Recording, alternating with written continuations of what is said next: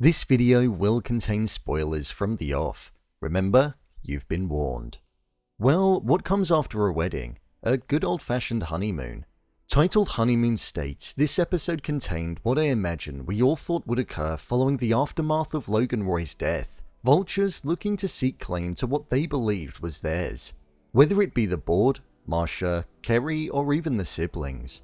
With the episode starting and finishing with Kendall, this one really allowed us to see inside of his mind and the pathway that the character looks as though he's going to be going in this final season. So with that, let's recap, break down, and explain all that there was to take away from this episode. So let's get into it. Here is Succession Season 4 Episode 4, Ending Explained. Just to let you know, this video will contain spoilers.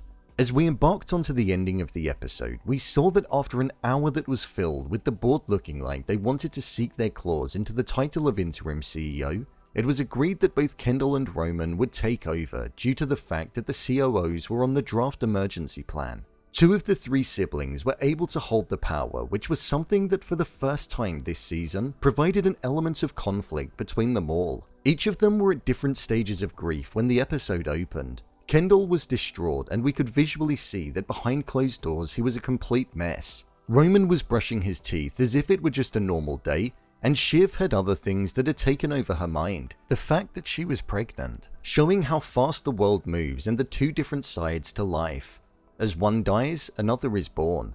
This to me painted an early sign that the vision was going to be something that was going to be formed in this episode. What started as them comforting each other turned into Shiv being nudged out but told that she would still have control, and also Kendall going behind Roman's back despite the fact that they were both on the same level. After both Kendall and Roman were announced as CEO, we saw that there needed to be a draft statement that was drawn up in order to mitigate the risk of the share price crumbling when the market opened. This meant that there were two options. A soft one which referenced the COO emergency plan and the fact that Logan wrote Kendall's name down on a piece of paper that was undated and unsigned. Or there was a harder option, which meant that they tarnished their father's name and said how he wasn't quite with it by the end and that himself and Roman were making a lot of the decisions. Something which obviously wasn't true. We saw Roman and Kendall agree to go with the softer option. But once Kendall was on his own, he told Hugo to go with the harder option, to get nobody else to proofread it, otherwise he would throw him under the bus for his daughter selling the Waystar stocks just before Logan's death was announced. This was a real Logan Roy move, and manipulation at its finest, showing that he's trying to embody the role the way that his father would, and the natural instinct inside of him came out. This was done after he analysed the photo of his name that was written down, underlined and slightly crossed through. It felt like it was Kendall's way of removing the doubt in his mind that his father may have changed his mind about him taking over, and instead solidifying his position as CEO without there being any doubt from anybody else and the general public. I feel this is most definitely painting a picture of where the journey is going to go for the siblings moving forward. The fact that Kendall went behind Roman and Shiv's back and did this despite saying only moments earlier that they would all be across everything most likely means that Kendall is going to let the power go to his head. This isn't the boldest move, but it's the first. The first of what I think is going to lead to the unraveling of their relationship. He's used somebody's weakness against them in order to get what he wants, a side that we've not seen from Kendall this season, so it's definitely going to cause some division, especially when the statement comes out. Let's break the rest of the video down by the main characters. Kendall. It felt like we saw a lot of the episode through Kendall's eyes.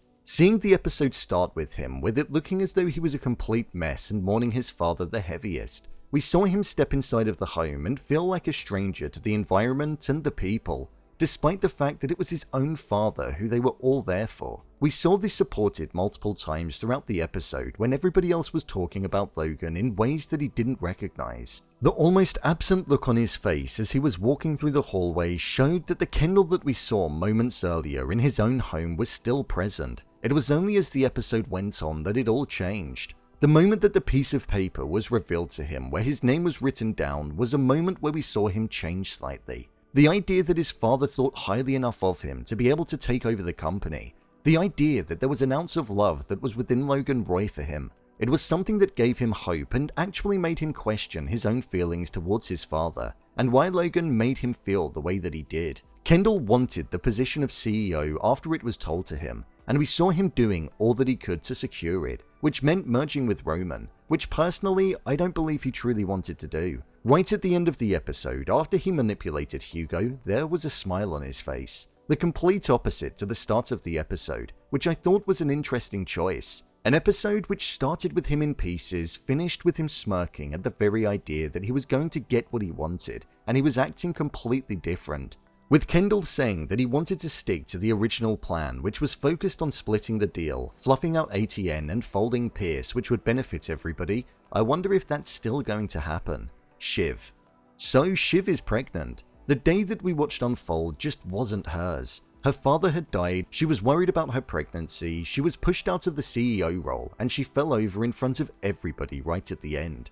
We saw a Shiv that definitely had something on her mind, and that was her pregnancy with Tom's child. I got the sense that she wanted to be involved with both Kendall and Roman, but there wasn't any way of her getting in on it. I think she senses that right now, without her siblings, she's truly on her own. No Tom, no father, and no brothers. So the idea that she could be pushed out is something that seems to weigh heavy. I also think that she fears Kendall and the direction in which he could go if the power goes to his head. She's still pushing Tom further away the more he tries to get in, and we saw that ever present in their conversation on the staircase. So I do wonder how the news of her being pregnant is going to impact Tom and the mindset that he currently holds. Roman. Roman had a great episode. He provided some great one-liners, and considering it was at a meeting that was about his dead father, the humor cut through perfectly.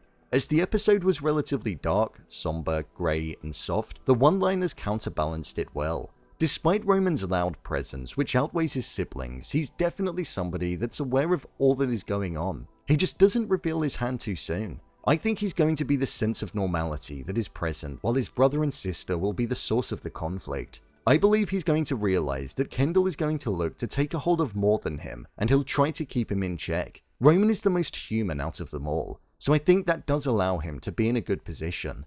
With it seeming as though he was grieving the least out of them all, it did catch me off guard, but who knows, it could come and hit him like he said it would. Overall review.